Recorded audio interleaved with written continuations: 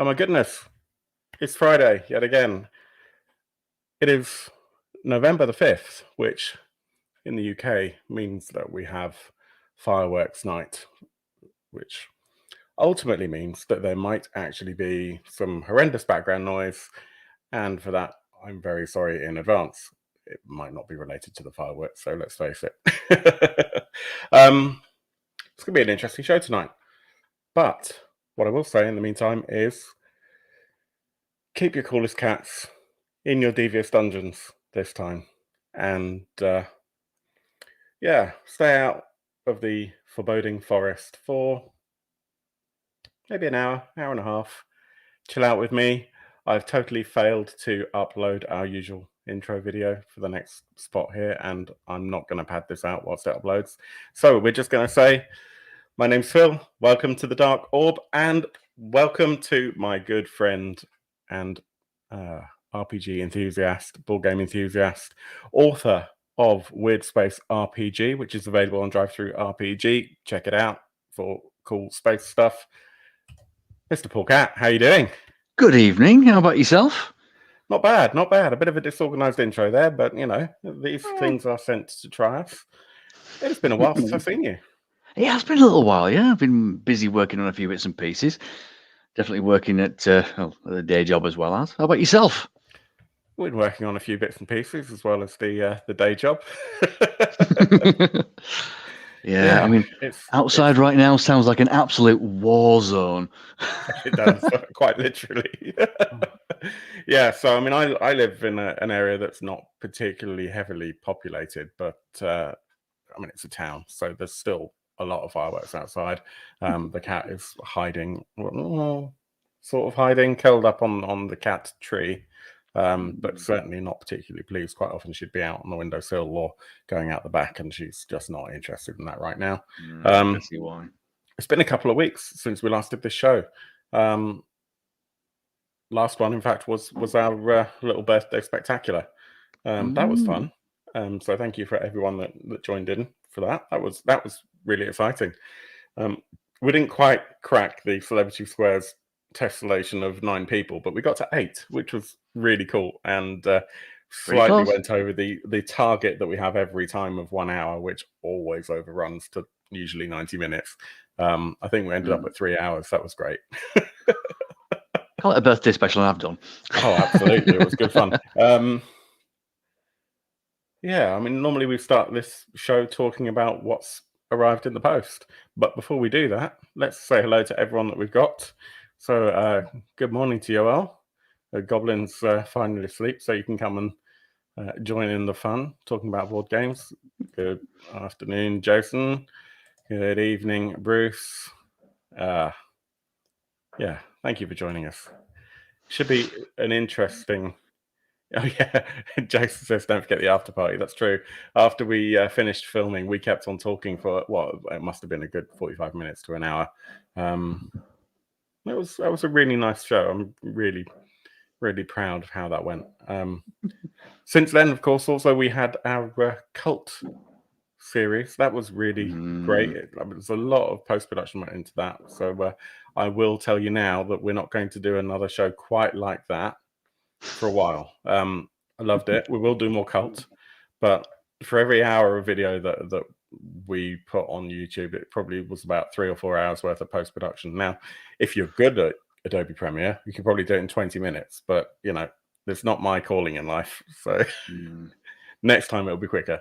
That was fun though. So if you haven't seen that, there's about 7 or so hours of content in a playlist on YouTube. We did Cult Divinity Lost Gallery of Souls, and yeah, it was great fun. We've got some ambient noise and sound effects and music in the background, and everyone just getting on like people who really hate each other. So it was a lot of fun. What's happened since then as well? So in that show 2 weeks ago, it was announced, not like it was a special announcement by us so much as one of the people, I think it was Doug, pointed out that Degenesis have announced that they've shut up shop. So 6 More Vodka made this beautiful game called Degenesis, which has been around for quite some time. They did a second edition, which has beautiful mechanics, an amazing story, really rich post-apocalyptic setting.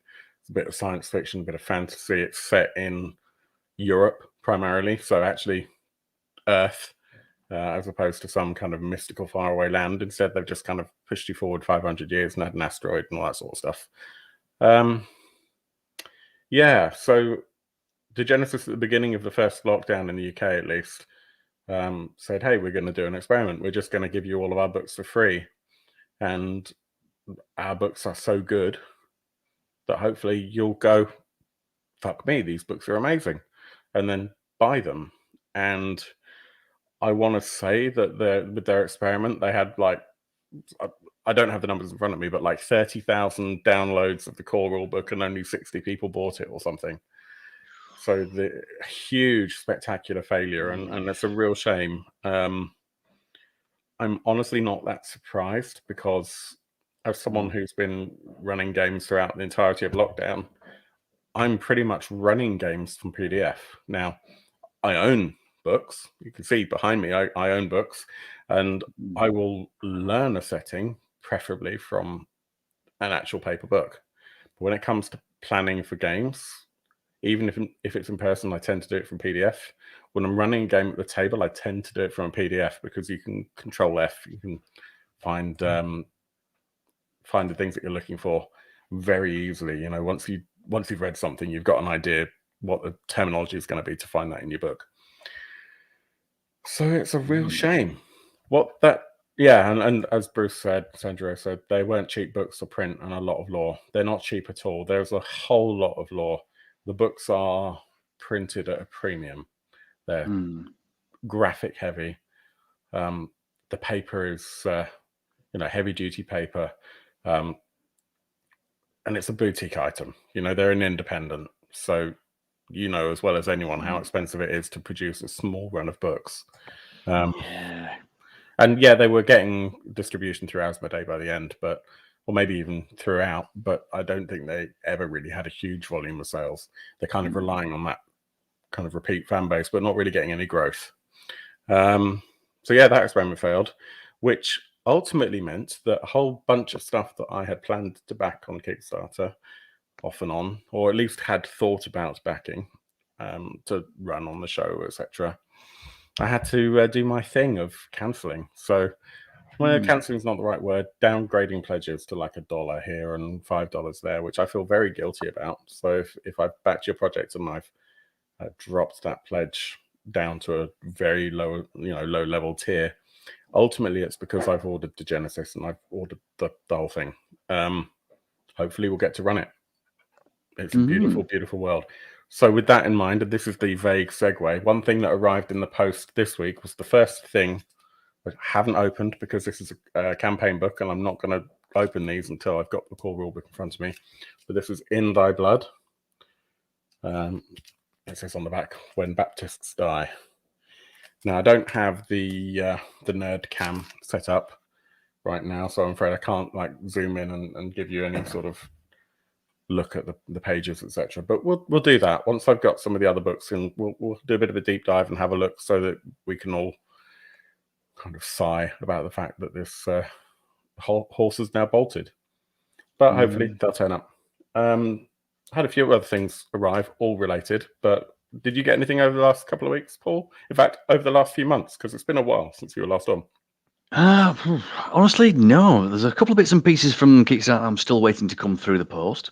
I rolled back the Flamecraft board game, as well as a couple of others. But it seems to be, at the moment, I'm trying to get a weird space version of the Adventurers Guild off the ground.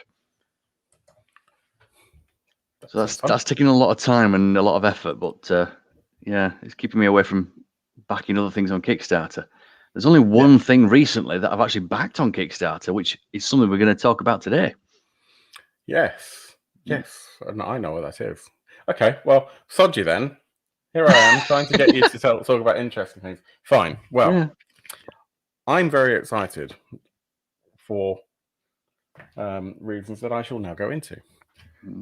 We've been playing Simbrum, the role-playing game Simbrum, for quite some time. I actually got the start day or the start year wrong we've started towards the end of 2019. So we're coming up to 2 years. Current group that we're playing with, myself, my other half, Duncan, Stuart, good to see you if you're there. Probably catch it later. Catch it? No one wants to talk about that. Catch the stream later on. We're getting together on Sunday. It's going to be the first time that this specific group has all in one place played Symbaroum in person. We've been playing the whole time through Zoom or StreamYard or whatever, battle maps when we really have to. And I'm super excited about that. So let me see if I can reach my antagonist, because I know they're not going to real world in-person gaming is returning. Yes. The world is healing. So I had a few things prepped for this. Oh yeah, and this is provided we don't suddenly get a lockdown in the meantime. So in really good time, something arrived from Kickstarter. Actually, I think I said it arrived a few weeks ago, but it went to my mother's house, which is a few miles away, 90 miles away. Let's see if I can show that. The Wilderness. If I make myself bigger, because everyone wants to be embiggened once in a while. Wilderness Books of Battle Mats, which is basically 2 books, and you can put them together. They fold out too big, and you end up with that space times 4 as a battle mat, which is really cool. And basically the way it works is a bit like those old books you get with where you have a face and you can change the eyes and the nose and the mouth, and it always matches up. So there's that.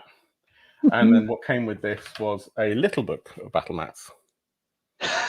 Oh, look at the cute. Which is quite cool, but it's got things like a boat and a shop. Well, I mean, this is Wilderness, so there's no shops there. So that arrived, and I was quite happy with that. So I may have been. Oh, Nick came with some stickers as well. All right. Just like that. So then thinking about it and realizing that the setting that we're doing right now is we're in a town. We're in a town called Thistlehold. We're doing the end of the first book of the big campaign, and that's the book is called Wrath of the Warden. So I caved and I ordered the Towns and Taverns book of battle mats, because it's not going to really make sense if they're having a fight in a tavern, and all I can there is really no tavern. Exactly all I can do is go, well, there's some trees, they're kind of taverny. So yes, there is that.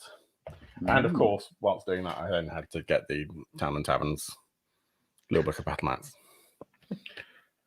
So that's my major expenditure. Oh yeah, and I've been painting this fella. Let me see. I don't know how well this is gonna show up. Well, let's give it a go. Awesome. There we go. Is it still a miniature when it's that big?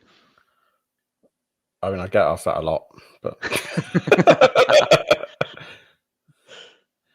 I mean, yeah. I mean, for scale, 28 mils miniatures is going to be like that. So it looks wonderfully creepy. Does that thing?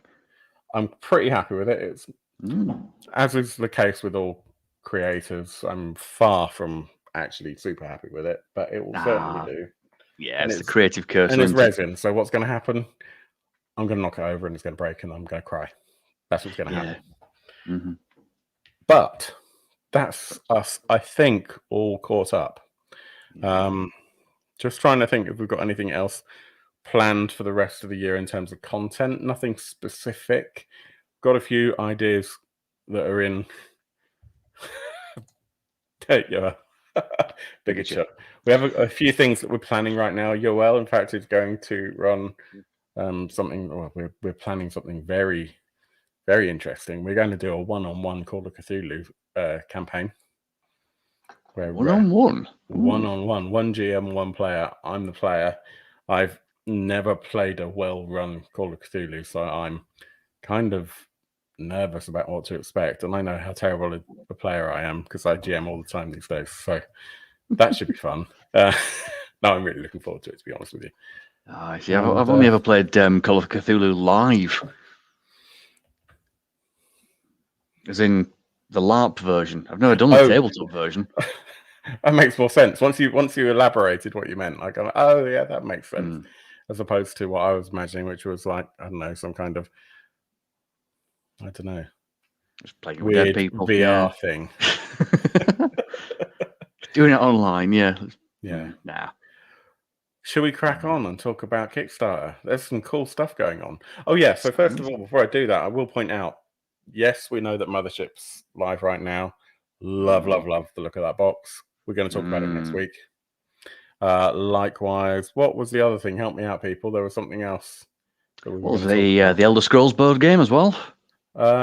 Maybe we might talk about that today if we have time. There was another. I'm sure there was another RPG. Cthulhu Hack. Paul Baldowski's Cthulhu Hack. We'll definitely talk about that next week. Looks like there's a box set coming for that as well. So there's going to be 2 box sets and nowhere to put them. Good thing I'm moving house. And then we were hoping that Cybori was going to be on and available for the next week, but that's coming the week after. Cyborg, the MechBori board game. But so we'll talk about that when that comes. It gives us something to look forward to, doesn't it? Mm-hmm. But in the meantime, let us. I'm just pressing some random buttons here. Let's start with the thing that I know you are super hyped about. Yes. Let me just the make new and improved version of the Gothic game. What you talking about? The Gothic game. I never played the Gothic game. I wasn't aware of it, and you said, "Oh my God, we've got to talk about this," and I had no idea what you were talking about. Oh yes, this is like a staple of our game nights over our way. It's up north.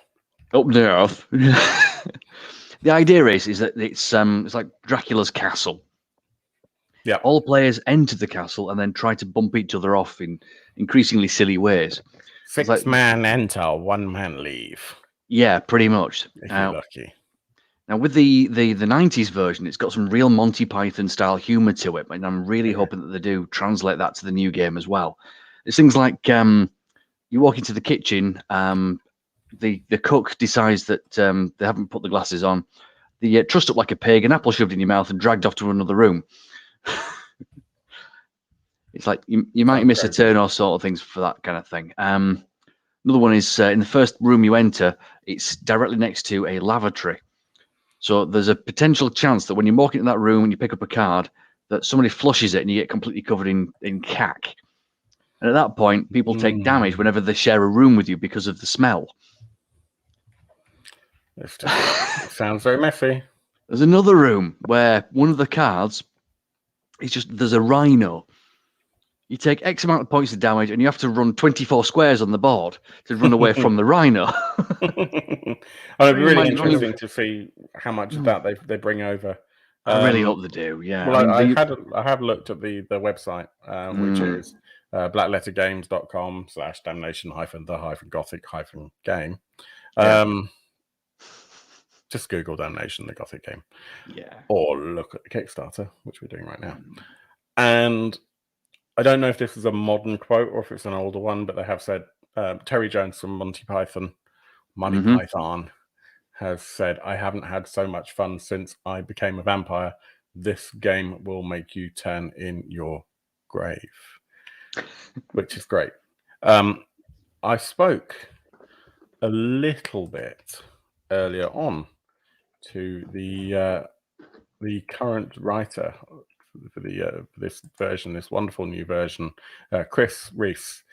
Chris, I know, will be catching up on this stream because he's got other commitments this evening, which is a shame. Otherwise, obviously, we would have invited him on. But apparently, family and stuff is more important. Whatever.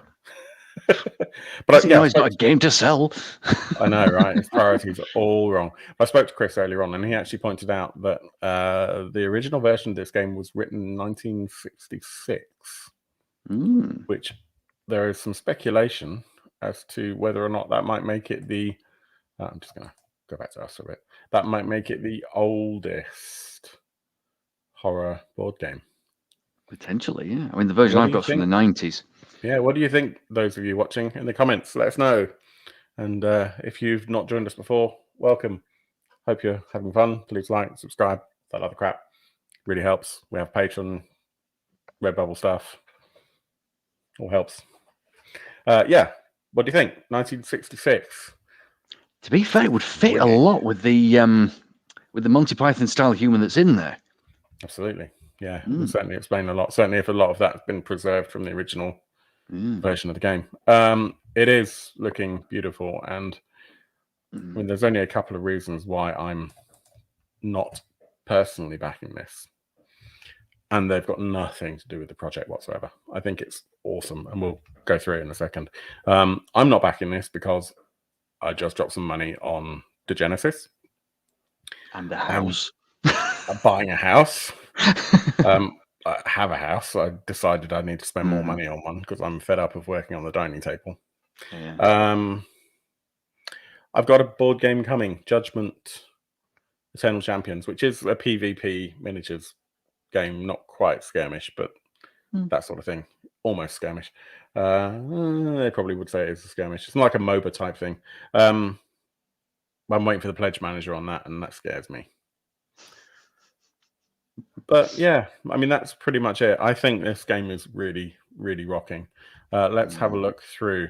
So there are, I think, 4 phases to the game, which basically resemble when you get to the house and then the night progressing. As it says here, you explore Dracula's haunted castle. It is a PvP game. What that means is that after the first phase, when you first enter the house, you are able to and encouraged to attack your fellow players. So you have to be kind of aware of where they are enough to not let them shank you in the back, whilst at the same time trying to shank them in the back. You have lots of loot in the house. So basically, as you go around this, look at this gorgeous map. As you go around the map and you enter the rooms are dangerous. There's like a torture room and a kitchen and all that sort of stuff. The more dangerous the room, the higher the likelihood of a decent reward. And if you happen to have shanked your friends in the back and gotten their souls or something along those lines, then effectively you earn a currency with which you can buy really cool loot. So that encourages you to stab people in the back. You can make a blood pact with Dracula, and then play as Dracula for a while and go and bite people in the neck. It's like shanking them in the back, really. It's a lot of backstabbing. I mean, I'm preaching to the choir here, Paul, because you're the only one out of the 2 of us that's played this. But I did actually do some research on this. Yeah, I know exactly what this game is like because I've played the original. Something shocking. The thing is, with the original game, and they have made some vast improvements for this version, it looks as though we've now got individual characters with their own specific skills. That's new. Yes. That wasn't in the original game. Was it a bit more like Cop It previously, where you just have like a pawn and it just goes around and everyone's Pretty much, the same? yeah. That's exactly right. The only difference was the pawns were different colours. And right at the beginning of the game, you roll your dice, you go a little bit, and then if you can't go as far as that or what have you, so all the characters sort of bunched up at the beginning. So the very initial stage of the original game was very, very slow and sort of staggered.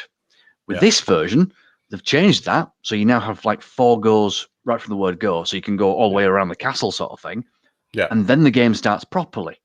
Yeah. So it gets rid of that little problem to begin with. Yeah, I know that it cuts out. There are some quite vindictive rules, but the very first phase basically nullifies those rules. So the rule set is there to basically encourage you, as I said earlier, to kill each other. Only a game. Don't do this in real life unless you happen to be Vlad Dracul, in which case, do what you want. Just leave me alone. Yeah. But the very first phase of 4 that made a lot of improvements. A lot of improvements from doing those, so that it breaks the rules effectively. And then all these cards that you can pick up are further rule breakers, because once you've died, you can actually come back as a spirit, as a ghost, and then try and do nasty things and get redemption or something. But the rule breaking cards can then stop you from being able to come back to life, or can give you dominion over other players that are still alive. It does look really, really cool. I'm kind of talking myself into it, aren't I? Stop, Phil. Don't do it. As I say, it's like with the original game, once you were killed and you died off, that was it. You sort of out the game. You just sat there playing with your phone at that particular point. With this one, whenever anybody dies, you've got these these new. It involves these new death knell cards. So you flick over your card, and then there's like a new rule which makes the game way more dangerous for everybody else. Yeah. So after a death or two, not only have you got people going around the board as like spirits, but you've also made the entire game a lot shorter because it's like a circle of treachery type thing. As soon as you've killed off one of the players, that circle gets smaller and smaller and smaller until eventually there's only one person left. Yeah. It sort of sets the ball going. But with the original game, we have a house rule where if you died, it's all right. You just go back to the beginning, you start again. You get like a little. So you don't have one person just sat around being bored. Exactly. We have a little 3D printed some gravestones. Hey, I thought you said this was a vintage game. It is. We've added these bits. We've added this just shows how much you bits. love the original game, doesn't it? It really does, yeah. And then as soon as you've died off the once, you then try to die 3 times. Because if you die 3 times before the last survivor survives, that's another win condition for it. Okay, is that a house rule? That's a house rule, along with release the Kraken! Tiny little Kraken that lives in the toilet. Currently what I have here with lemonade. Hey. So you can flush the toilet in the castle and put a little Kraken in the moat, which makes the moat more dangerous. Put the Kraken into the moat. Insect birds. Get the moat. Let's see what's going on with the comments. Jason says the last board game I bought was a month before COVID and it was Pandemic. Was that the original Pandemic? Because I think it's probably still my favorite, although I did get, was it for Christmas or for my birthday? I can't remember. My father got me, it's up here, you can't see it, Season 0 Legacy. We played Season 1. It was very good. Kind of not happy with how they, not a problem with the ending per se, but I think they could have done a more dramatic way of dealing with the end conditions. Season 2, we're 4 months into, and it's fine. Which, as everyone knows, means I'm not a huge fan of it, but we'll probably get through it. And then Season 0, I'm super excited about because it's like secret agents and stuff. So yeah, Jason, let us know which version. Oh, 10th anniversary Pandemic. That's a good choice. I have Pandemic Envy. Pandenvy. What else have we got going on? Someone's asking about age ranges. Mini level, meaning the lowest level, to have access to the Pledge Manager later on. We'll look at pledge levels in a second, but you could be right.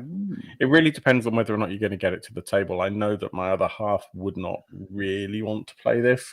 Not that she wouldn't play it, but it's not going to be something that she would put at the top of the list. But, you know, if we move house, we might actually have friends in person. Because we're not that close to any of our friends, so that doesn't help. Joel's got a question. Age range. Wow, the original game, I'd say anything. I'd say about 10 upwards for that. For the original version. Say here, do we have an official age range?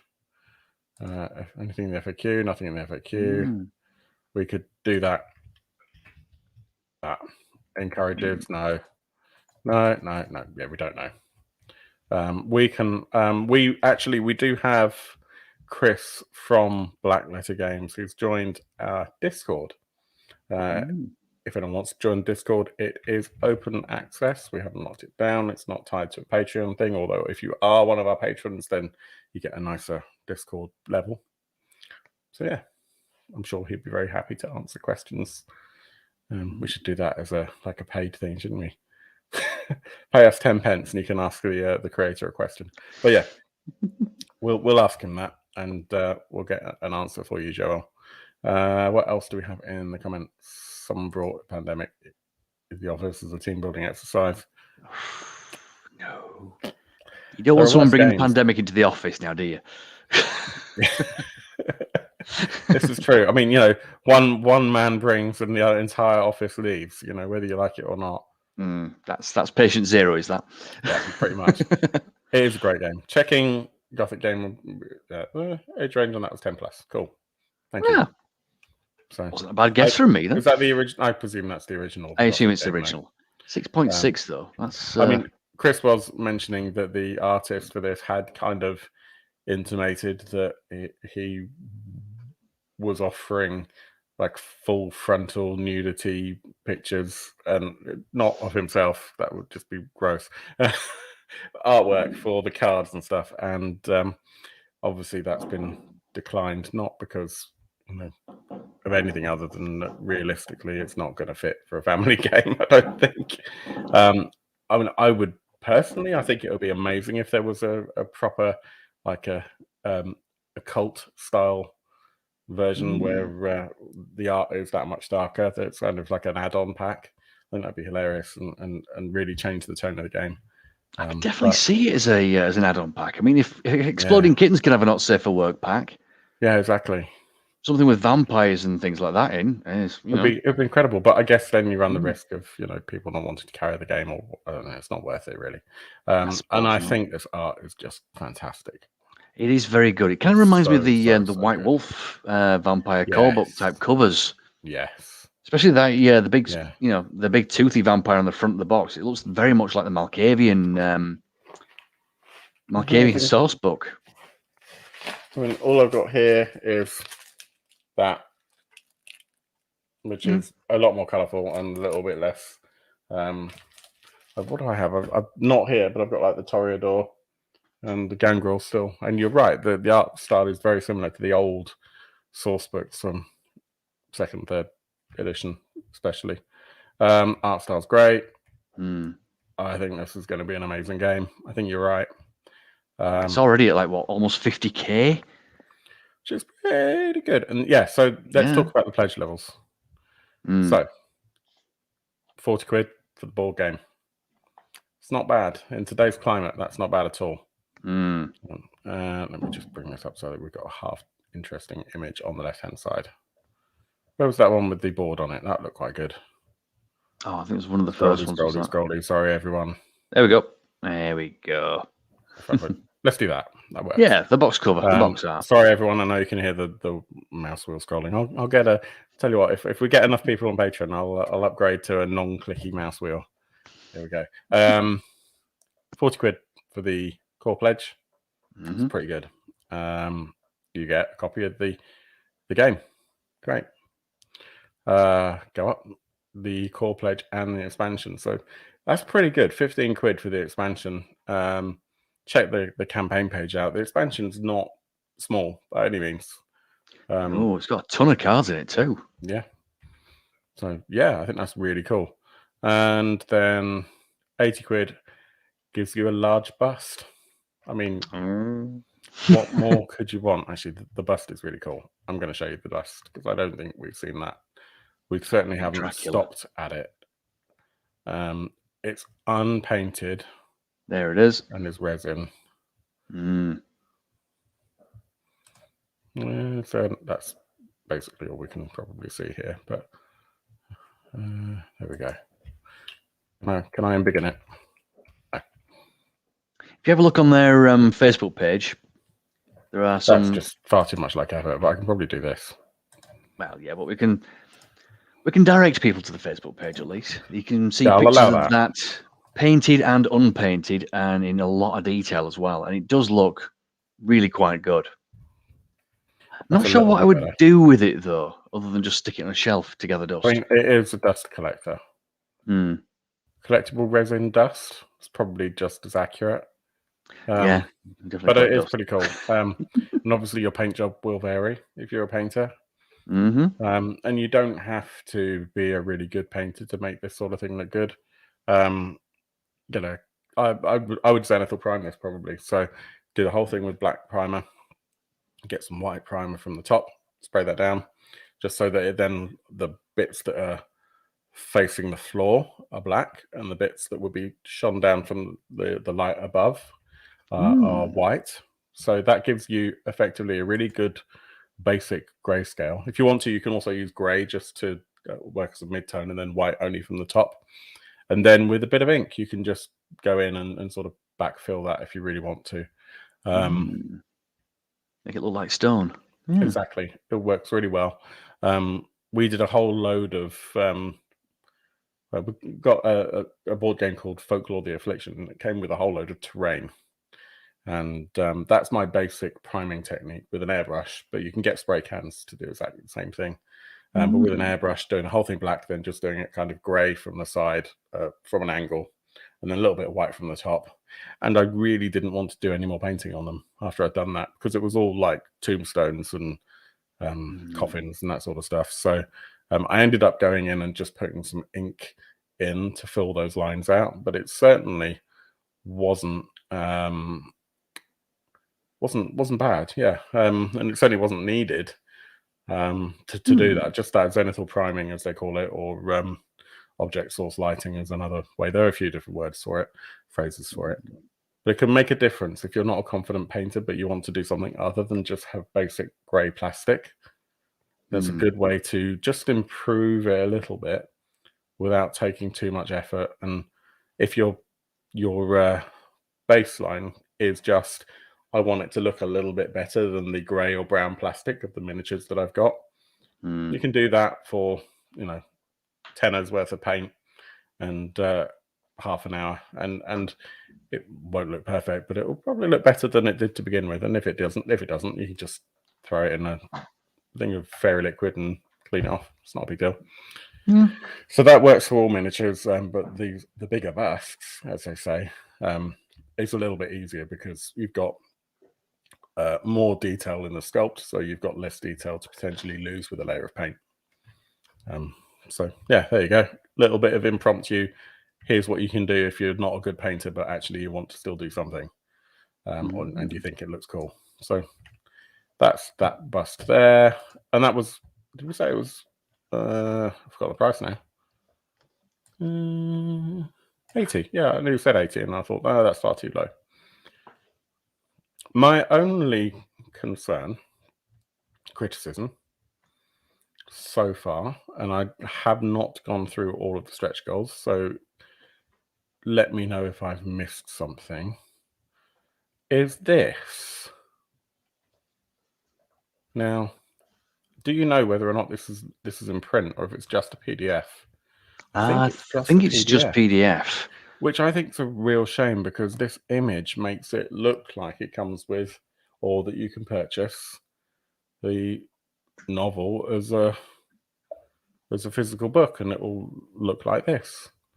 And well, let's face it, with the amount of extra money they've got over and above their target, yeah, there's every possibility they could add an extra couple of stretch goals to this. Maybe 3D printed miniatures rather than just the Perspex little standees, a printed copy of the book. There's all sorts of extra things that could go along with on this one. Yeah, I mean, getting miniatures produced, I guess, you know, I mean, we've had this conversation on expensive, Discord, so we don't need to go into it, but it can add up.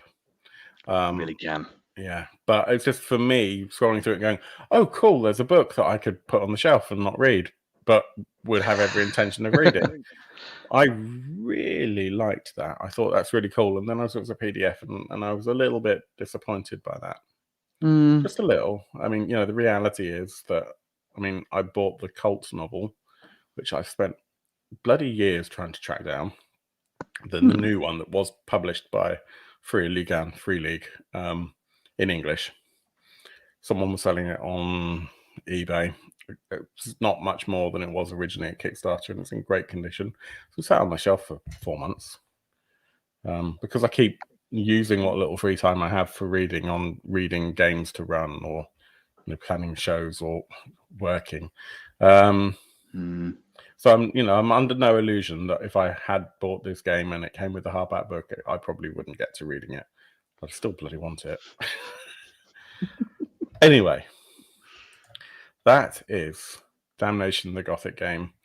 16 days to go. It's 2 weeks for me to realize that I'm wrong and I have to back it. And the other 893 people who've backed it already. It's doing well, considering the goal of 2,000. Yeah. And for anyone that's concerned that this is basically a remake of an old game, and if there's rights or anything, it was confirmed actually that the original publishers are, you know, they're in on it and they've approved it and all that sort of stuff. So there's no concerns that this project is suddenly going to disappear for that reason. Yeah, super cool, super cool. And yeah, I mean, how long have you known, Paul, that this was going to come along? Oh, absolutely ages. When I was first introduced to the Gothic game, because a friend of mine, Adele, She brought it up from her parents' You know house. Adele? I know an Adele. Not the Adele. Not the singing Adele, no. Although, to be fair, the Adele She I know doesn't does sing. Well, you know the singing Adele. I know a singing Adele. Yeah. Yeah. She brought it up from her parents as they were having a bit of a clear out and they hadn't, played it for quite some time. So we decided to give it all a go, and it was like, oh my god, this is amazing. And then for the next, I don't know, year or two, we've all been saying, get in the moat. Whenever anything goes wrong, just get in the moat. It's one of the main things of the game is that you can end up in the castle mode, which is everything. It's not get in the bin, get in the sea. It's just get in the moat. Demand it be released as an audiobook. Read by some famous person's roommate. Like that a lot. Yeah. To be fair, you can play the PDF looked like an app. Well, there was a reason why that wasn't really a complaint. That was actually a leading response that there was someone else who saw the Kinless campaign and spent like 5 to 10 minutes going on about how shit the app looked. And I'd already spoken to Chris Williams, who wrote Kinless, and he'd said, these guys have completely roasted the project and they clearly don't understand anything about it. They don't know what a role-playing game is, etc. Sorry, Chris, for outing you there. So that was actually a bit of pointed steering at the other video. Go and check it out, guys. Different from us. Let's put it that way. Thanks for that review. Get them out. Gosh, yeah. Leave. But, get in the moat. Get in the moat, yeah. That's great. Where were we? Gothic Game. Gothic Game looks great. I really like it. Yeah. It turns out they did actually try to re-release the original game. But it turns out that all people who knew about the original game and were fans of the original game have already got a copy of the original game. Yeah, that would make sense. So they went back to the drawing board and they made this new version, the Damnation version, and there are so many improvements. Just Avril says, show them the Kraken. It's here. I've got it. No, she means I know. Go on. Hang on, Paul. Let me embiggen you. Get the game opened here. Look. These are all the little extra add-ons we've made. What do you have there, right in front of you? Because we didn't. This is the original board. Or at least that's the 1990s version, right? Yeah, this is the original 90s board. That's really cool. So you can see all the same rooms are on the board in the same places. I'll just tilt it so my lighting's out of the way. If I find the I go back and find the hang on. Scrolly. Is that the only version of the picture that is there for the board? I think it is. You get an arm ache yet, mate? You get an arm ache yet? That's all right. The ball's not that heavy. Right, hang on. I'll leave you there for another hour. Hang on. I'm getting leave me alone. Right, so we can do this. So you can see the spiral staircase in the middle. You can see the vault down the bottom corner there, where you become the vampire. Too right. And we've got the den and the initial courtyard area. The great hall. Up at the top, we've got the torture chamber, which has got all sorts of deadly cards in it. Deadly cards. A trophy room up in the other top corner as well, where you're just as likely to pick up a weapon as you are to get bitten by one of the animals. It's really cool. I'm really not quite dead. Paul. Yes. Paul. What? Paul. What? Show us the Kraken.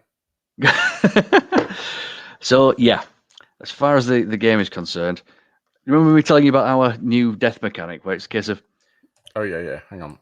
We've got these little tiny gravestones. Yeah, gravestones. Tiny cute little gravestones. Look. Ooh, the orange lighting. I like that. Yeah. So then, if you excited about actually getting a resin printer, by the way. Yeah, you should do. PLA printer just is not getting used at all. I really need to completely recalibrate it. There's no point because we're going to move, so it's going to get out of whack anyway. Yeah, but anyway, one of the bits of the in the castle is the toilet. We decided that should you flush the toilet, you can make them a bit more deadly by releasing the Kraken. We've got this little tiny little baby 3D printed That's fun. Kraken. I found it on what do you call it? Thingiverse? Thingiverse, that's the one. Other versions exist. Mm-hmm. We also got an updated little Dracula, little vampire. Nice. I mean, that's the thing. I mean, even if they don't give us official STLs, official 3D printing files, I mean, there's plenty out there that you can probably substitute in quite easily. Oh yeah, there's a ton of Cthulhu specific ones as well, which look like they would fit in with the new art style. Yeah, absolutely. It looks great. Let's have a look at the next one. Shall we have a look at the one that I was super excited about and I'm not backing because I can't afford it and it won't get played. Being an adult is sometimes great and sometimes just ever so slightly demoralizing. Let's look at Infinity Deathmatch Tag Raid. Oh, the Corvus Belli one, yes. I mean, this is just... I know you're a big fan of him and the rest of the Modifius line. Well, yeah, I mean, a lot of Modifius stuff I'm not a huge fan of, but well, I like the licenses. But so Modifius have the RPG for Infinity. The actual miniatures, there's a Corvus Belli are a studio in Spain. One of the few companies that still casts in white metal. Oh, metal minis. And I wonder if this will play. Let's have a look. So we can have that going in the background. I know we don't need the music on.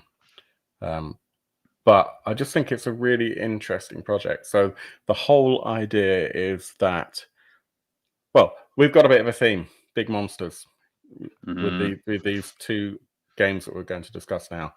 And this one appears to be effectively on the lines of Infinity has factions, and they represent literally, companies or geographical groups of people, except that this is out in space, so different planets, or different alliances, or non-alliances, as the case may be. In some situations, you'll have a faction that's just made up of people who go, "Oh, we're not in a faction; we're individuals."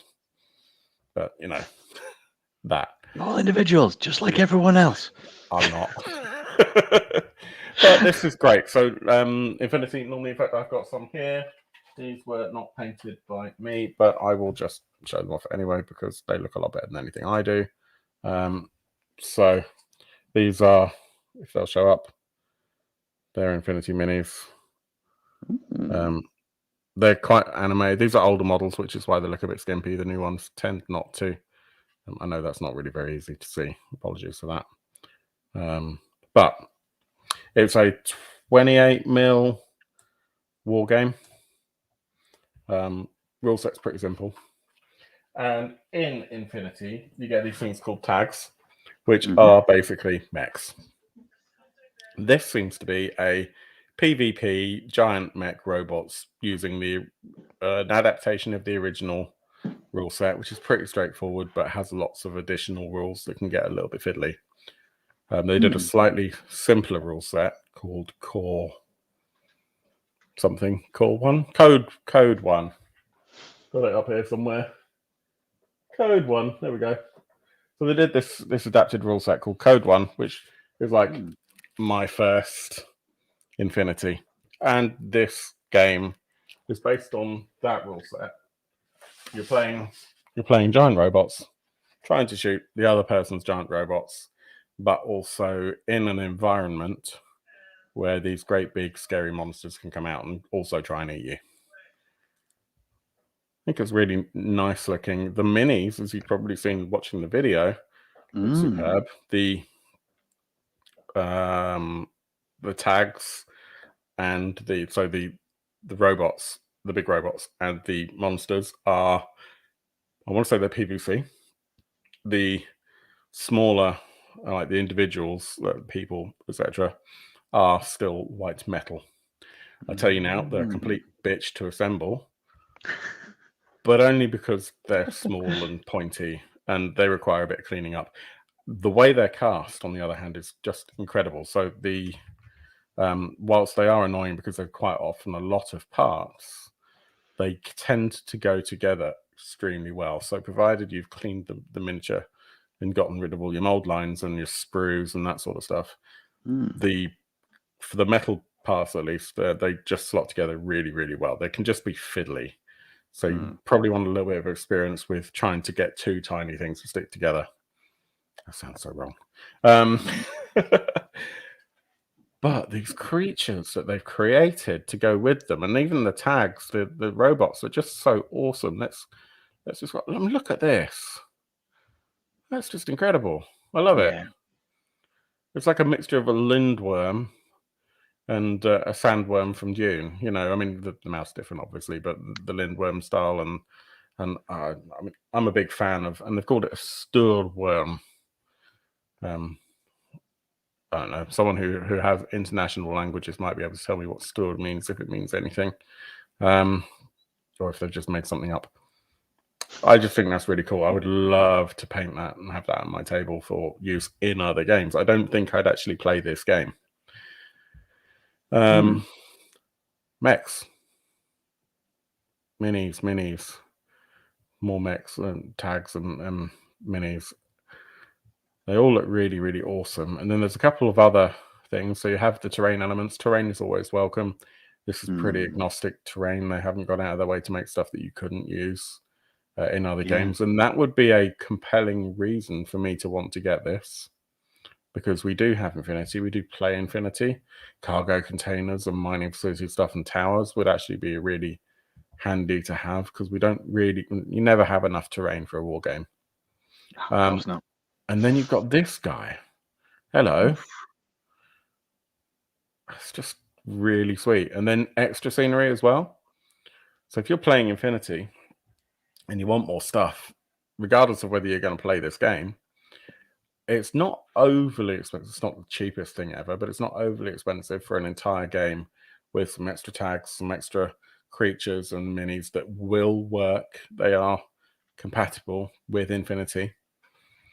Plus, as I said, a whole bunch of terrain, more creatures. And these are all like add-ons, but they've only made 2, and more terrain and stuff. They've only made 2 pledge levels. The 2 pledge levels are basically the base game and then all of the shit. So the standard level for sensible people and the fill level, as we have already established.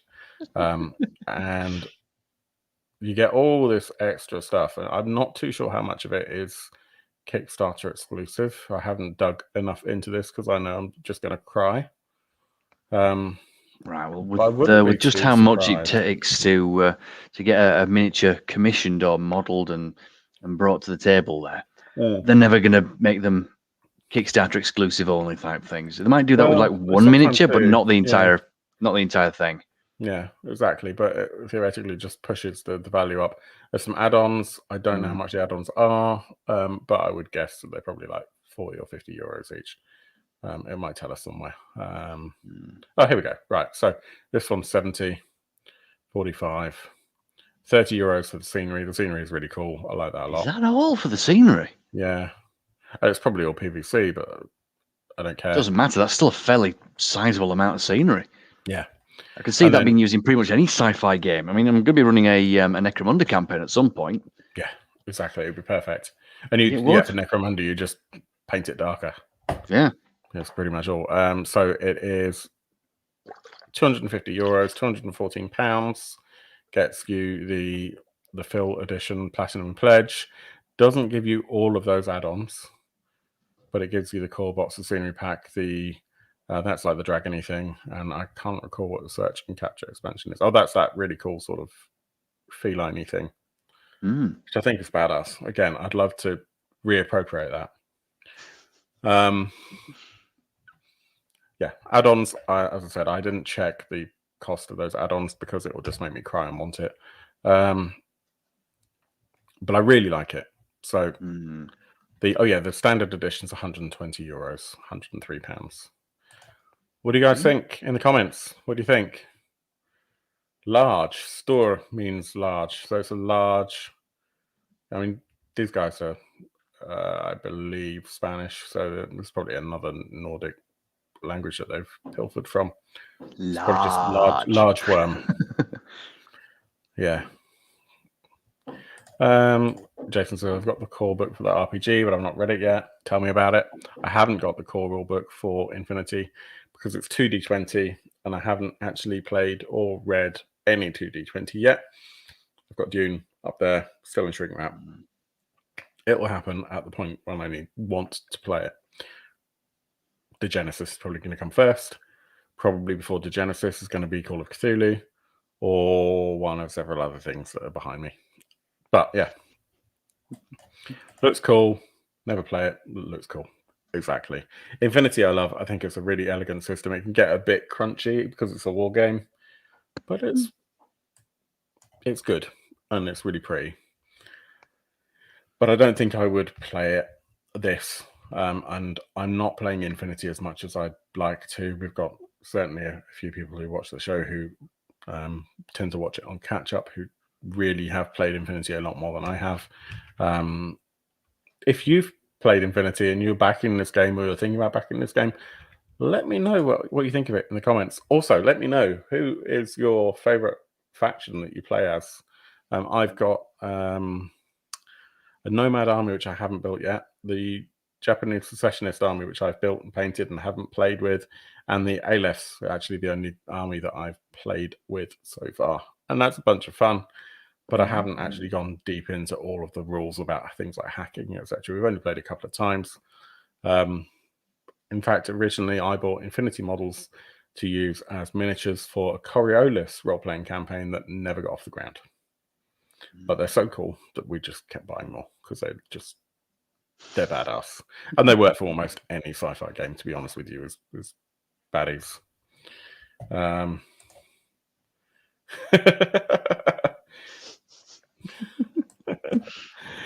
So yeah, as I said before, I've got Judgment Eternal Champions coming. There's a lot of minis coming with that. It's just crazy. So I'm not buying any other big miniatures games for a while. We've got all the Witcher miniatures game coming, but that's not for me. So I don't feel guilty about that. The other half is going to paint all of those things up, and then we'll probably never play the board game.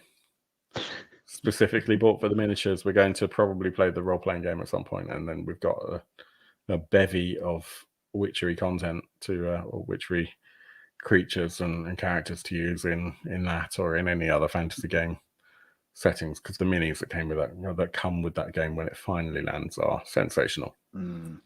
I especially like the one of the horse on top of the building. Yes. So cool. That was a very nice touch. A very nice touch. Very accurate as well.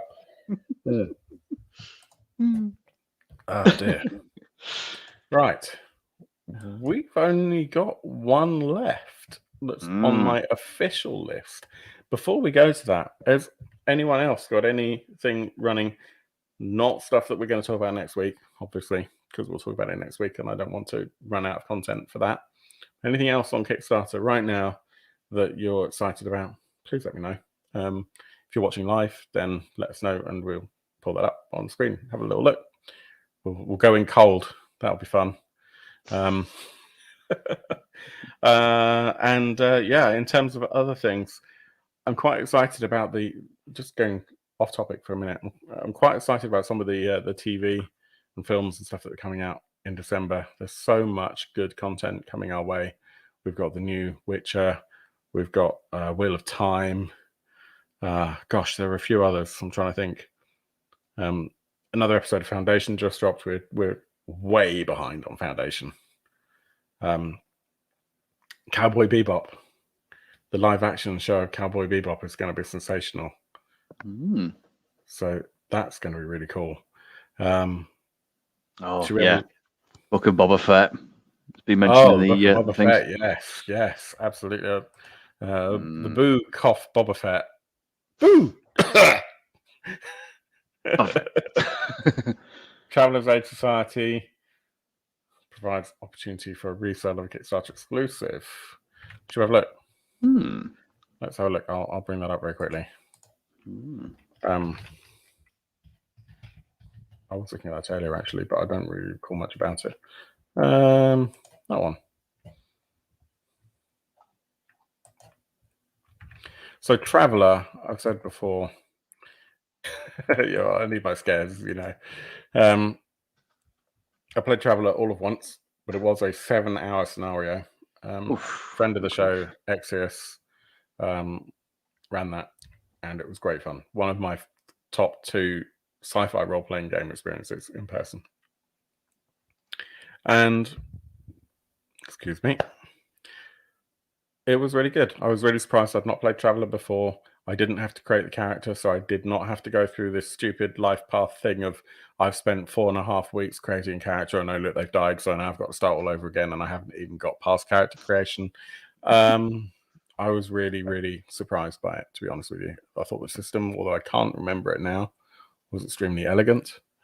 It was a lot of fun. More content has come out. What have we got? The Journal of the Traveller's Aid Society. Volumes and a slipcase. Traveller's Aid Society. Journals, source books for Traveller. Let's have a scroll. I mean, that's quite nice, simple layout. There's a spaceship thingy. Premium. Let's go and find the full edition, shall we? Pledge levels. Taz Premium Member. Slipcase edition of the Journal of Traveller's Aid with all volumes and all stretch goals. Have they got any screenshots? Not really, but you get lots of extra stuff here. I mean, it's probably a good way to get a whole bunch of Traveller stuff that is otherwise probably quite hard to pick up. But the top tier level, 85 quid, that's not too bad. All volumes, 7 to 9, and all stretch goals. The PDF.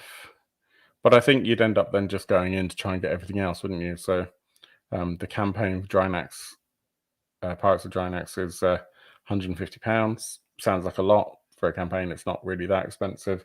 Simbrum, for example, you're looking at probably about the same. There's going to be in total 6 books. They're all going to be between 20 and 35 quid each. So, yeah, seems about right. I don't know if they've got a pack that just has the rule set. That would be probably quite handy.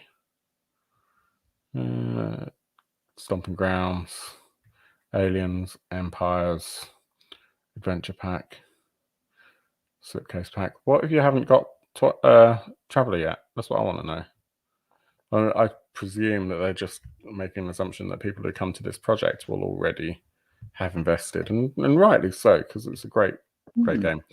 Sandro says, the right group, Traveller can be fun. A game where you play a character the same age as you nowadays is most welcome than some 18-year-old murder hobo. I mean, I tend to play old murder hobos, but, you know, whatever. No. Rules were being updated. Okay, fine. That makes sense.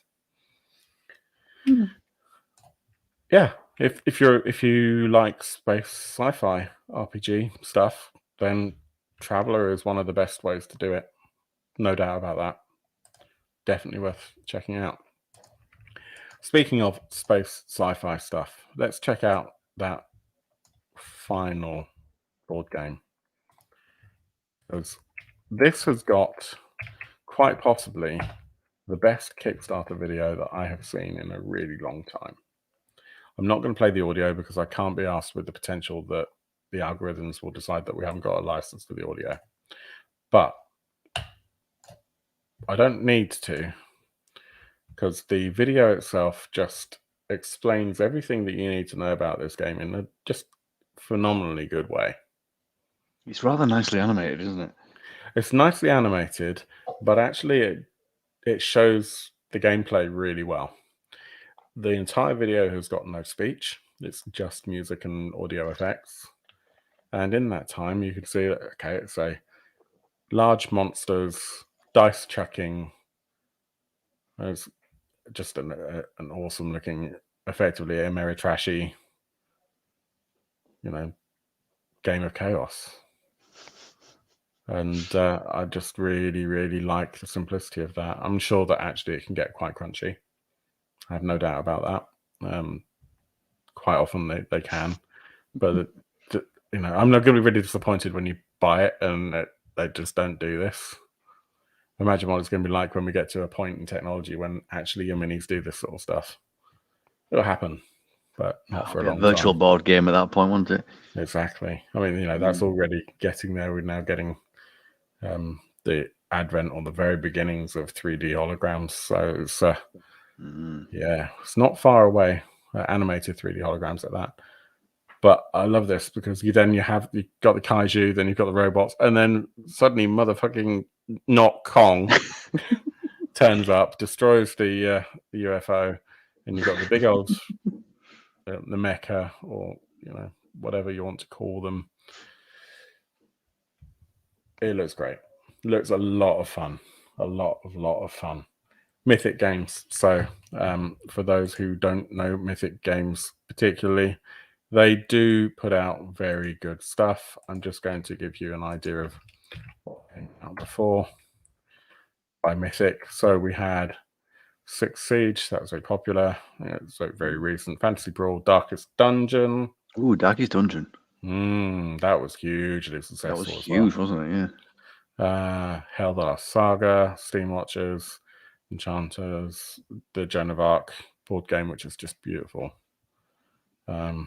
Super Fantasy Brawl. It was Doug, who I was hoping we'd see this evening, but he is out at Carnage convention and therefore just probably hasn't had the opportunity to join us. He pointed me in this direction. He's a huge fan of Super Fantasy Brawl and will take any opportunity to talk about that. In fact, there you go. Victory Condition is a backer. Joan of Arc has some of the most incredible minis that I've seen in a really long time. Solomon Kane, I don't know. But going back to Monsterpocalypse, for that's what it's called. Oh, this is now rendered in a really strange way. So let's reload that. So now there we go. Right, go back to the top. So the base pledge, you get a whole bunch of stuff to paint. You get to choose your side, smash your way through your enemies, to your enemies, be the last monster standing to win. Super simple. Probably great for kids. But yeah, don't quote me on it. $300 off compared to the estimated retail at launch, at least. Their games are pretty popular, so you'll probably find that it will maintain an element of that value, and then it will just become unavailable. I don't think they'll tend to lose too much value. It will lose some, because they always do. But no one should ever go into Kickstarter thinking that what they're buying is an investment. If you're thinking that you're going to save money or you'll have a collector's item, the likelihood is, especially now in the last, just go this way, especially now, because Kickstarter is no longer a niche thing, and everyone who's playing board games or role-playing games or whatever, pretty much all of us are on Kickstarter and we're buying the things that we want instead of going retail. So you should never consider that what you're buying, even if it's a collector's edition, is necessarily going to be anything other than only worth the amount of money that you paid for it to you. There are times when you might get lucky and the thing that you've bought might be super limited and it might turn out to be the best thing ever and everyone will want a copy of it. But you should never go into it that way, thinking that. And unfortunately, that's the same here. But if you're buying it for you, then you get a ton of value here. I really do. I think the things that you get through, $120, core box, all these cool things to paint. That thing about Zenithal priming I was saying earlier. So for these for the buildings, blocks, paint the whole thing black, then do grey or grey from the side, white at the top. Straight away you've got concrete, and because you've done the whole thing black, the majority of the slits for the windows are going to be black on the inside, with just bits of grey from the top. So that will immediately really stand out. And then if you want to, you can just put like a grey ink over the top or dry brush the same grey that you use as that mid-tone just over the white bits just to bring it back down again. Super easy, and it will immediately look better than they did out of the box. Even for like this municipal building, whatever this is, Mythic HQ. And again, for the with the larger minis as well. It'll just make them look like they've been pulled out of a black and white comic book if you do it that way. So it immediately looks better than it would have done if you left it alone. But always wash your miniatures if you're going to paint them. Crusher Pledge, $159. All of that stuff that we spoke about before, that's further up, plus the Battle Royale expansion, which I presume means it comes with a whole bunch of school children who are all going to fight it out for you. Yeah, that scans. Yeah, it must be that. Was that the Battle Royale with cheese? Then you've got the Veteran Pledge for people who've got Monsterpocalypse before. I guess this is a reissue then. Don't know the original game if that's the case. Simian Core, that's going to be a King Kong that's not King Kong. You're not Kongs. Yeah, exactly. Battle Royale. Okay, so that's where you get your cheese. Yeah, exactly. Extra big bigatures. I mean, it's a really pretty product. I've got to say. I mean, nothing that would ever look like this if I painted it. I'll tell you that straight away. But I really like the design. It's very anime.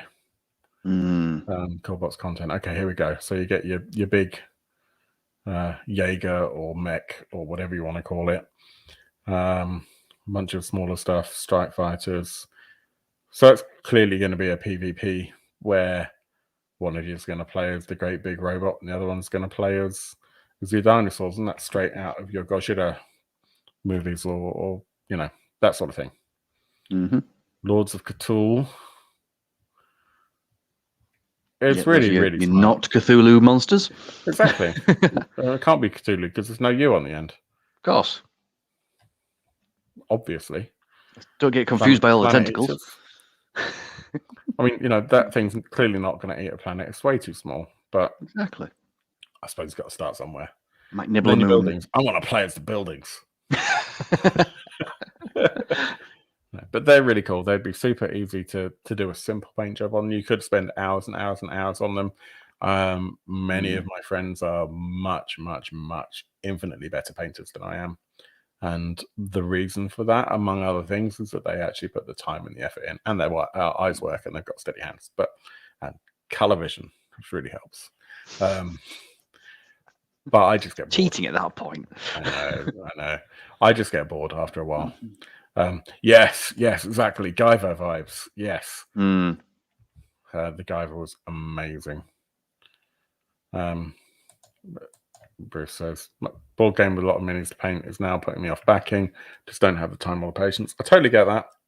Certainly, if you want to do it properly, yeah, it's time consuming. But as I said, I get lazy, so I tend to do that priming technique and then just use inks most of the time, unless it's something that I really care about. But sometimes you just want something to be done quickly and not look terrible. These buildings, oh, look at that. Look at that void gate. That's so cool. Ooh. I actually quite like that. Yeah. And it's a shame they don't do this in STL files, because I can see that being blown up to proper, 28mm scale. Yeah. Well, I think at that point, though, you then run the risk that they'll get pirated and then they'll never make any money. That's the problem. I suppose. Lots of dice, lots of custom dice. Not a huge fan of custom dice, but at the same time, they're nice to have. I've certainly got a million coming with Judgment, so I can't really cast any Judgment. Yeah, I guess I'll say that word again. Bases, trackers, and look at this guy. Who's so cool. Not Godzilla. Not Godzilla. Other monsters exist. Gameplay, put your monsters in its building map, playing turns, choose to activate either your monsters or your units. I think it's really cool. I think it's going to be a lot of fun for the right people at the table. It's probably something that's simple enough that you could play with the kids. It's multilingual because it's such a simple system. They've got it on Tabletopia, so you can give it a play and decide if you like it or not, if you're disciplined enough to do that. I'm not. Retailers, you've got a retail pledge as well. Should we have a look and see how much this is going to hurt our bank balances if we were to jump onto it? Let's have a look. Right. $1. So for $1, you get the minimum pledge. Minimum pledge? Minimum minion pledge. There we go. Same thing, really. Absolutely. Which gets access to the pledge manager. So that's cool. I like. And then do the add-ons if you're just after the add-ons. Yeah, I like I like minimum pledges that are actually going to give you access to the pledge manager. Sometimes they don't do that. They just take your money and run. And I get that because it was organizationally a bit of a nightmare. But sometimes we just need to be able to make a decision further down the line. Veteran pledge for 2 to 4 players, $60, £44. That's actually not bad. Not bad at all, no. That's aimed at veteran returning players. Okay. Oh, so you don't get the core box in core now. box. Right. So this is obviously, there was an earlier version which we didn't know about because we're looking at this for the first time. Okay, that's more like what I would have expected. $120, 90 quid. Let's see the base game with a 2-player core box. The Mythic Games headquarters promo building miniature, stretch goals. A lot of those stretch goals might not actually end up coming elsewhere. $160 gets you the same game but for more players. Oh yeah, so it says here if you're interested in the new design, so they've completely redesigned it then. So that gives you the core box plus the battle royale expansion, and then looks like that's the top. So that gives you the battle royale. God, that's really badly formatted. Let's see if making the window bigger fixes that a little bit, not much. So you get the MONSTERPOCALYPSE board game, battle royale expansion, and the headquarters and the stretch goals, whereas the other one just gives you the core box.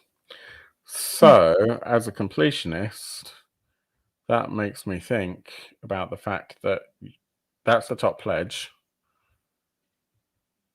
160, but then you still have to go and add Not Kong and potentially some of these other things. Or maybe is that the only one? Maybe Not Kong's the only one, the only actual extra thing. So that's going to take you to $200. I mean, I've spent more, but yeah. I like it. I think it looks like a lot of fun that I'm not going to buy. That's basically it. And that's, I'd love to play it. If you happen to live around the corner from me and you got a copy of this in 2 years' time, then, invite me around and I'll suck at it really badly. But I'll have fun in the process. But, yeah. I think that looks a lot of fun. I really do, for all the silliness. It's a shame we don't have Doug here to give us his passionate take on it, because I know he's a huge fan of Mythic Games' work and has much more experience with the system, I should think, because knowing him, he's probably got the original. And I know he's got a lot of like the Fantasy Brawl stuff. Yo says, my friendly local game store has a lot of MONSTERPOCALYPSE already. Fair enough. Oh, so let's go back. I'm just going through to see what else we got here. Jason says he received Picaresque Roman soundtrack the other day, which is very funky. Forgotten that it was a stretch goal. I really did love the look of that role-playing game quite a lot. English translation of one of the most popular Japanese role-playing games. I just know I couldn't get it to the table, which is the thing that I keep having to wrestle with myself, is that thing of really loving a project versus, even if I put the time and effort into running this, particularly in person, running online is not such a challenge, but I like to run stuff in person as well. If I'm going to struggle to get a group together who actually want to actively play it for more than one shot, is it really worth £150 or whatever to, be a completionist? And most of the time now, that tends to be no. So for Picaresque Roman, I think it was like £80 or £90, and you get a lot for your money. but it wouldn't hit the table for me, which is a shame. And then, you know, you could get it in PDF, I suppose, and that's often a good way to do it. But again, I'm just not convinced that I would ever get around to, or even to get around to running it. It would just be something that would look amazing on my shelf. And I've got Degenesis coming for that when it finally leaves. They're in Germany, I think, so that'll get dispatched at some point. I think we're getting towards the end of the show, though. What do you think, sir? I think at 1 hour and 20, it's not a bad time to call it there. Yeah. Yeah. We've gone through everything we said we're going to go through. We certainly have. What have you got lined up? Did you manage to see Dune yet? Is that something on your list of things to be interested in? I have managed to see it. I didn't manage to see Carnage, not as of yet, but yeah, we did manage to see Dune. At this point, anyone screen. who hasn't watched Dune, stick your fingers in your ears and, you know, cover your eyes and, I don't know, disappear for 5 minutes whilst we geek. Unless you don't care about spoilers, in which case hang around. I loved it. Oh, same here. Absolutely loved it. I even liked beardless Jason Momoa. That was weird. I mean, not bad weird, just weird. Not it's used just to not that. how you expect his face to look. No, it's so young but so old. I mean, to be fair, the reason why I agree is in the first place was because I got fed up of being ID'd when I was like 25. So, you know, now I kind of going, oh, I used to look young, damn it. Yeah. But yeah, Dune, I absolutely loved. I was quite emotional in places. Some of the scenes that they did just were breathtaking. I'm really glad they're doing it as 2 parts. And I'm really glad that the second part has already been greenlit. Yes. Yeah, some skeptics are saying, oh, it was greenlit all along, but I could have seen that film quite easily bombing just because people wouldn't get it.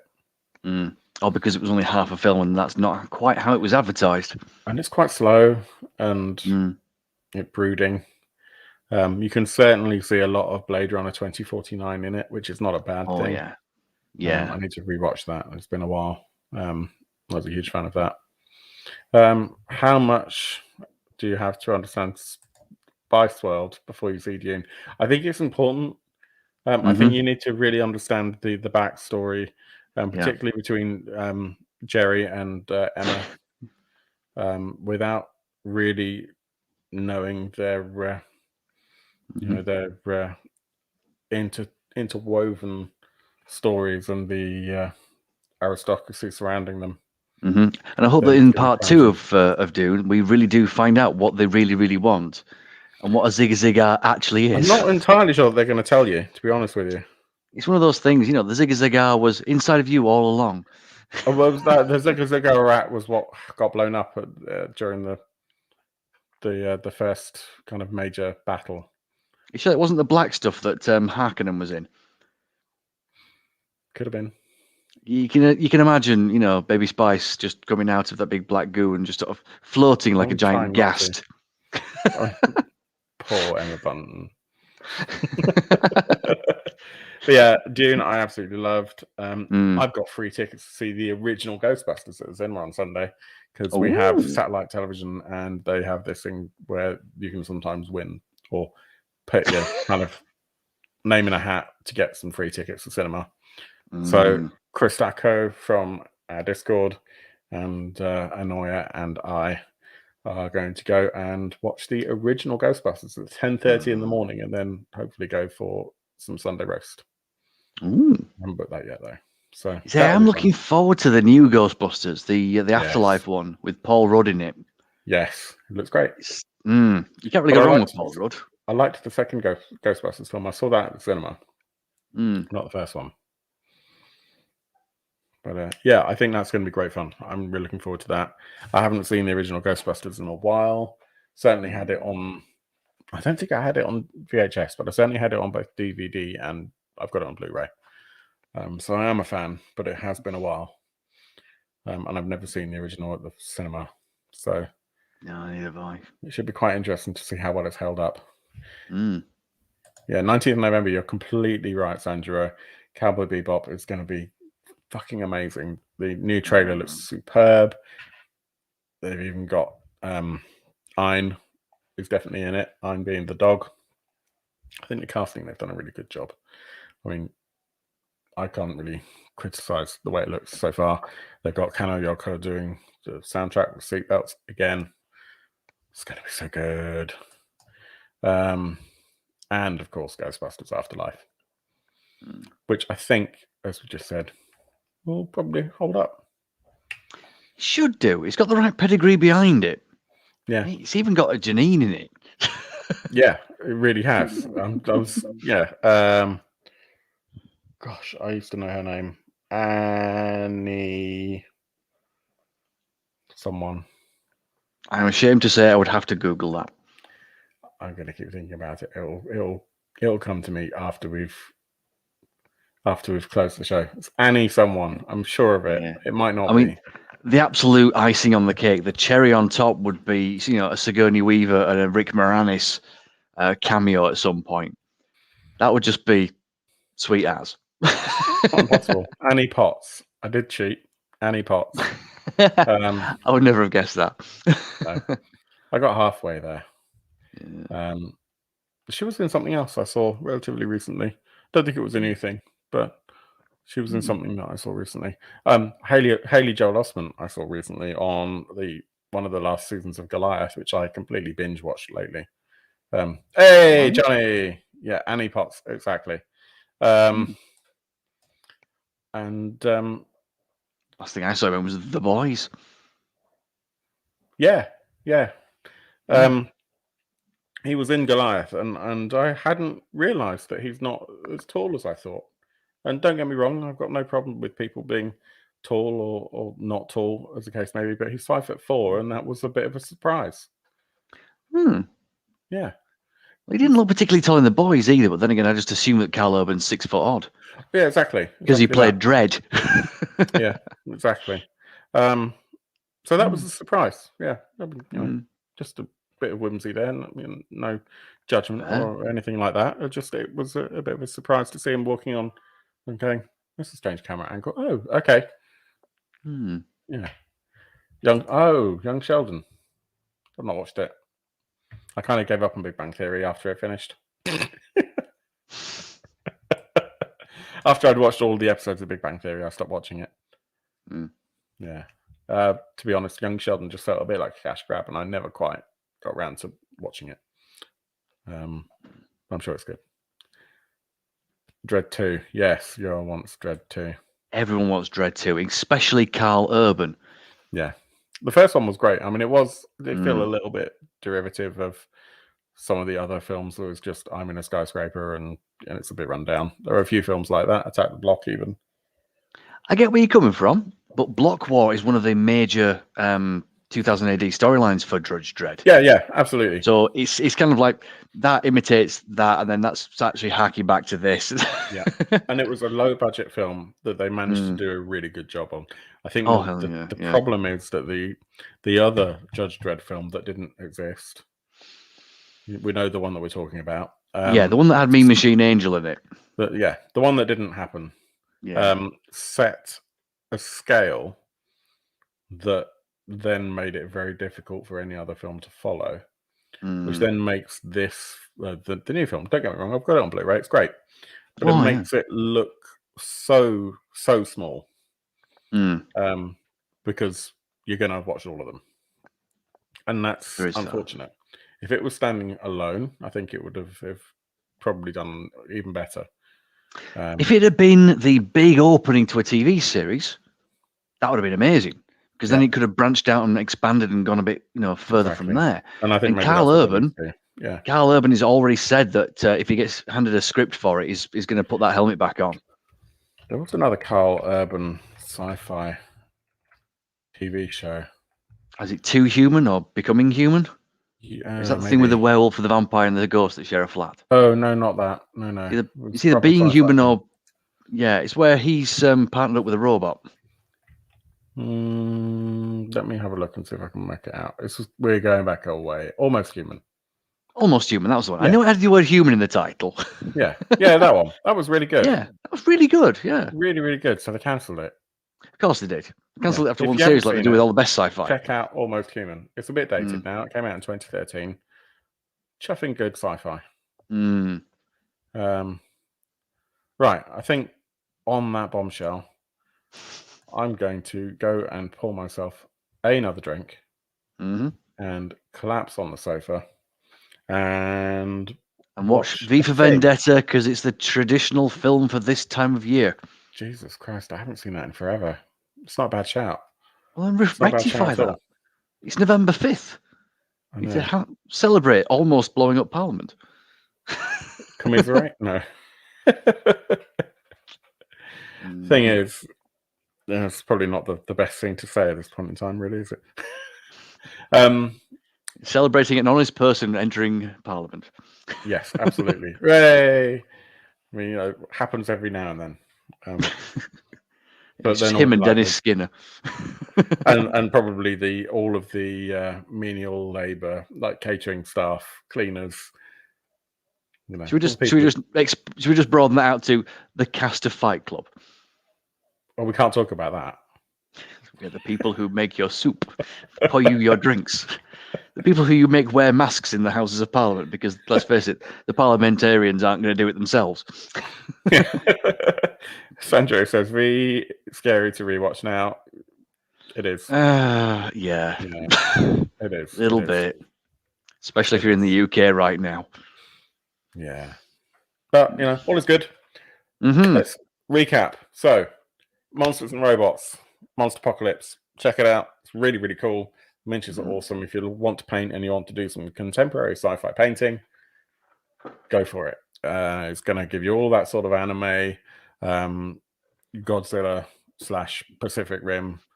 Must not call it Pacific Rim Job, which is our house phrase for that film.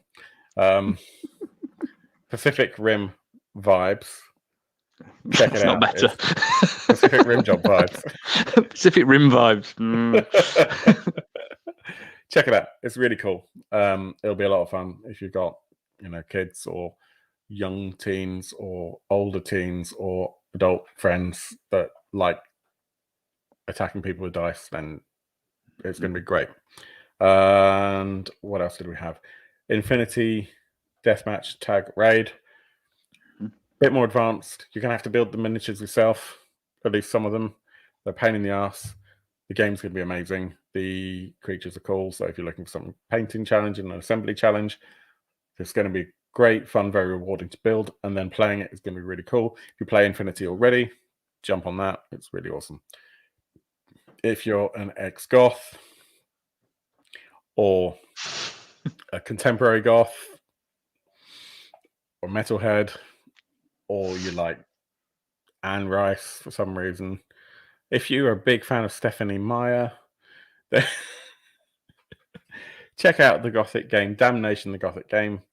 Really, really cool reworking of a classic board game. All of these things are on Kickstarter. Please, please, please, if you've enjoyed the show, hit the like and the subscribe and all that other stuff. Feel free to come and talk to us on Discord, join Patreon, look at our merchandise on RedBubble. All those links are below, along with the links to all of the stuff that we've spoken about today, or at least all the stuff that was relevant that we spoke about today. We'll be back next week. We're going to talk about Mothership. We're going to talk about the Cthulhu hack. We're going to talk about the fact that the Genesis still hasn't turned up on my doorstep because I'm waiting for something to get printed for it before they can send me the box.